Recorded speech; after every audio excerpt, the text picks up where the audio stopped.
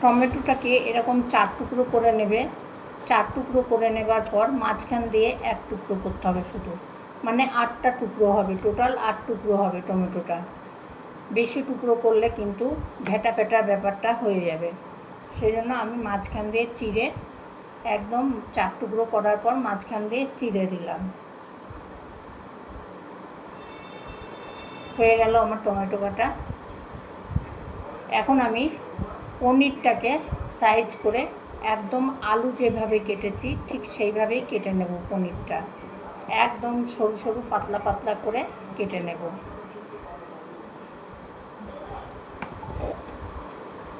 চলো তোমাদের একটু দেখিয়ে দিয়ে আমি কেটে নিচ্ছি। একদম পাতলা সাইজ করে নিতে হবে, নেবার পরে একদম ছোট ছোট করে কেটে নিতে হবে।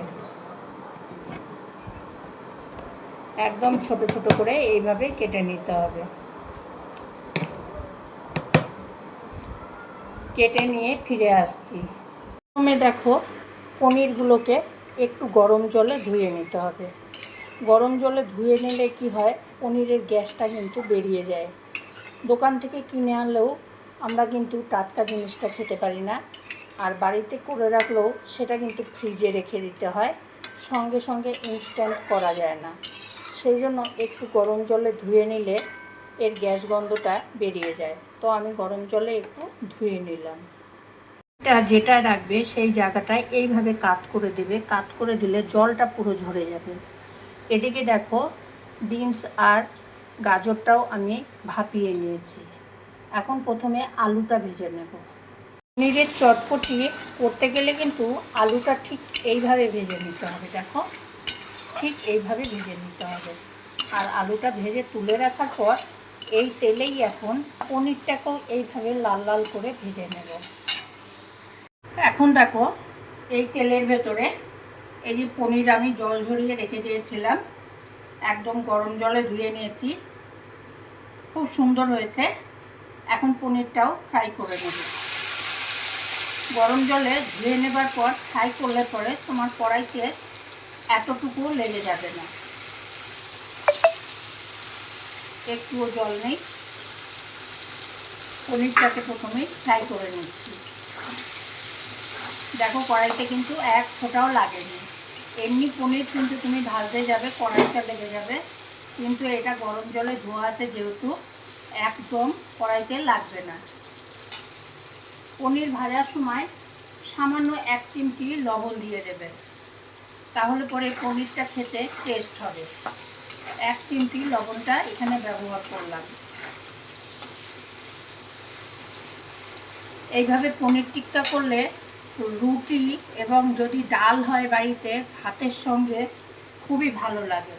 তাহলে আমি পনিরটা ভেজে নিয়ে ঘুরে আসছি। পনির ভেজে নেওয়ার পরে ওই তেলেই, একইবার তেল দিলে সব হয়ে যাবে, ওই তেলেই এখন আমি দিয়ে দেব গাজর আর বিনসটাকে ফ্রাই করে নেব। এটা কিন্তু একদম জল ঝরিয়ে নিতে হবে। আর দেখো আমি বড় ছাকনায় করে জল ঝরিয়ে নিয়েছিলাম।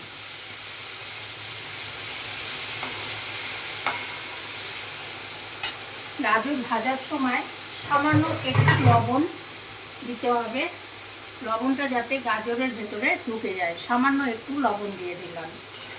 দেবার পরে এটাকে বেশ ভালো করে সুন্দর করে ফ্রাই করে নেবে।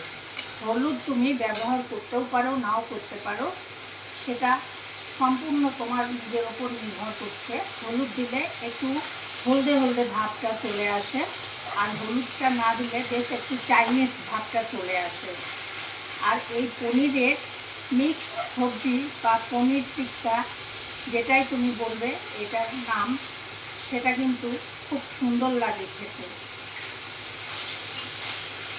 পনির টিক্কা কিন্তু আরও অন্যরকমভাবেও তৈরি করা যায়, সেটা কাঠির সাহায্যে হয়। তাতে কিন্তু বিনস লাগে না, গাজর লাগে না, লাগে শুধু ক্যাপসিকাম আর টমেটো। তো আমি তো এটা অন্যরকমভাবে তৈরি করছি রুটি দিয়ে খাওয়ার জন্য। তো এখন চলো আগে গাজরটাকে ফ্রাই করে নিই। এখন দেখো সব কিন্তু ভাজা হয়ে গেছে, এই যে দেখতে পাচ্ছ সব ভেজে নিয়েছি। এখন কড়াইতে সামান্য একটু তেল দিয়ে দিয়েছি, এখন আমি দিয়ে দেবো পেঁয়াজটা। প্রথমে পেঁয়াজটা দিয়ে দেবো।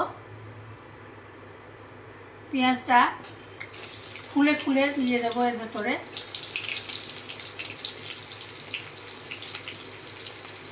পেঁয়াজটা 2-1 মিনিট নাড়াচাড়া করে নেবার পরে দিয়ে দেবো টমেটোটা।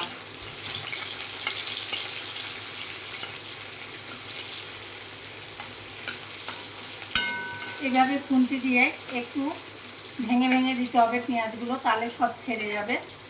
সব পেঁয়াজগুলো দেখো ছেড়ে গেল।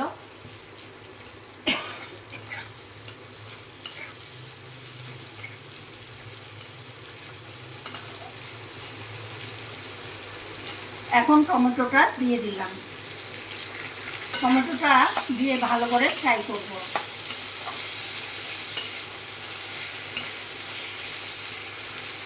টমেটোর জলে পেঁয়াজটাও সেদ্ধ হয়ে যাবে।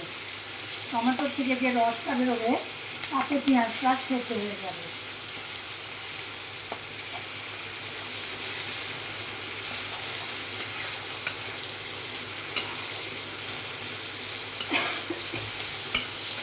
এই যে দেখো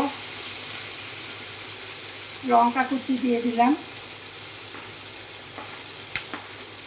লঙ্কা কুচিটাও দিয়ে দিলাম, দিয়ে ভালো করে ফ্রাই করে নেব।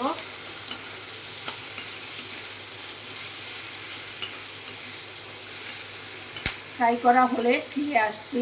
সুন্দর করে ফ্রাই করা হয়ে গেছে। এখন এই সময় ভেজে রাখা আলুটা প্রথমে দিয়ে দেবো। আলুটা দিয়ে দিলাম। আলুটা এর সঙ্গে মিশিয়ে দেব। এরপরে গাজর আর বিনসটা ভেজে রাখা দিয়ে দিচ্ছি।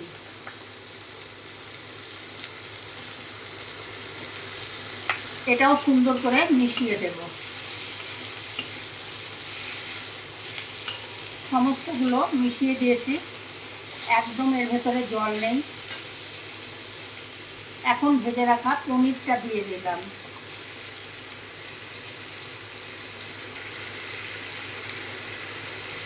পনিরটা দিয়েও সুন্দর করে মিশিয়ে দেব। এই সময়ে গ্যাসের ফ্লেমটাকে একেবারে কমিয়ে দিতে হবে।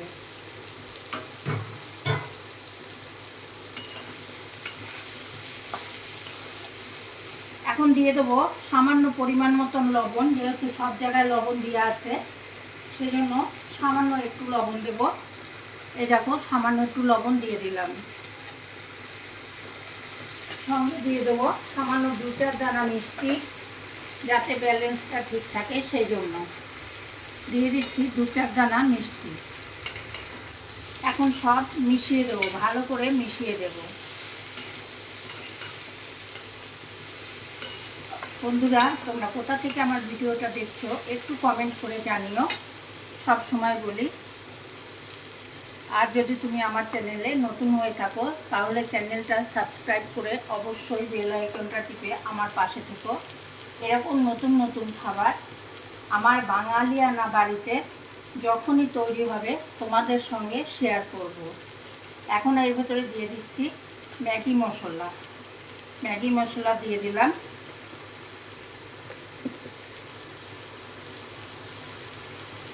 ম্যাগি মশলাটা দিয়ে বেশ ভালো করে মিশিয়ে দেব। সমস্তগুলোই যতবার দিতে হবে ততবার ভালো করে মিশিয়ে দিতে হবে। সমস্ত উপকরণ মিশিয়ে দিয়েছি। দিয়ে দিচ্ছি সামান্য সয়া সস। সয়া সস দিলে এটা খেতে খুব সুন্দর টেস্ট হবে। সামান্য একটু সয়া সস দিয়ে দিলাম। এর সঙ্গে দিয়ে দেবো টমেটো সস। চটপটিতে সস না দিলে কিন্তু চটপটি একদম মানায় না। দিয়ে দিলাম টমেটো সস। আবার এগুলো মিশিয়ে দেব।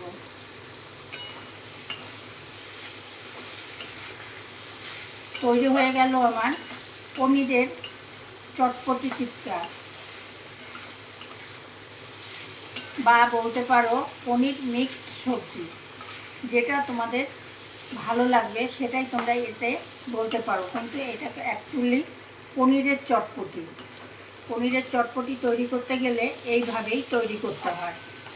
এটা তুমি রুটি এবং ভাতের সঙ্গে দুটোর সঙ্গেই খুব ভালো লাগবে। তাহলে আজ এই পর্যন্ত। সবাই ভালো থেকো, সুস্থ থেকো, নিজের খেয়াল রেখো।